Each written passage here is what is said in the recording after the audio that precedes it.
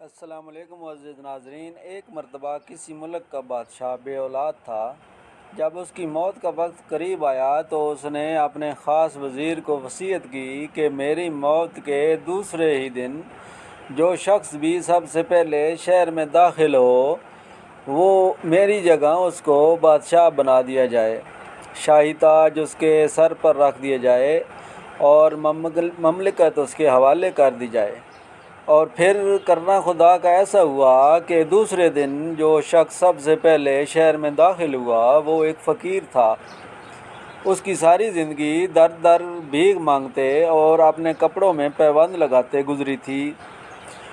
امیروں وزیروں نے بادشاہ کی وصیت کے مطابق اسے بادشاہ بنا دیا، تاج اس کے سر پر رکھ دیا، ملک اور خزانہ اس کے حوالے کر دیا۔ فقیر شاہانہ زندگی گزارنے لگا، مگر یہ دنیا ہے جہاں حاسد اور بدخواہ کسی کو آرام سے زندگی نہیں گزارنے دیتے اور کسی کو آرام میں دیکھ کر انگاروں پر لوٹنے لگتے ہیں۔ اس فقیر کے ساتھ بھی ایسا ہی کچھ ہوا۔ کچھ امراء اور وزراء نے سازش کر کے اس ملک پر حملہ کروا دیا۔ مملکت کا بہت سا حصہ حملہ آوروں نے فتح کر لیا۔ اس حادثے کی وجہ سے فقیر بادشاہ جو تھا بہت افسردہ رہنے لگا۔ اسی دوران میں اس کا ایک پرانا دوست جو فقیری کی حالت میں اس کے ساتھ رہتا تھا سفر سے آیا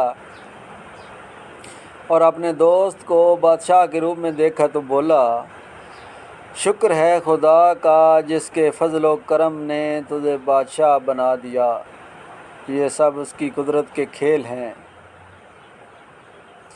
کبھی کلیاں، کبھی ایک پھول، کبھی ایک خشک ڈالی ہے، ہرا ہے آج گر پودا تو کل پتوں سے خالی ہے۔ فقیر بادشاہ نے کہا، میرے بھائی یہ کوئی خوشی کی بات نہیں بلکہ رونے کا مقام ہے۔ جب میں فقیر تھا تو مجھے کوئی غم نہ تھا، آج جب کہ میں ایک بادشاہ ہوں تو ایک جہاں کا مجھے اندیشہ ہے۔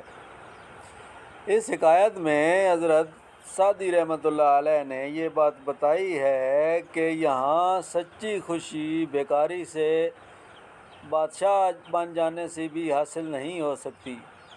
بہتر یہی ہے کہ ہوس ترک کر کے یہاں قناعت اختیار کی جائے۔ معزز ناظرین، میرے چینل سٹوری فائبر پر آنے کا بہت شکریہ۔ پلیز لائک اور سبسکرائب کر دیں۔ اللہ تعالیٰ آپ کو جزائے خیر عطا فرمائے۔ آمین ثم آمین۔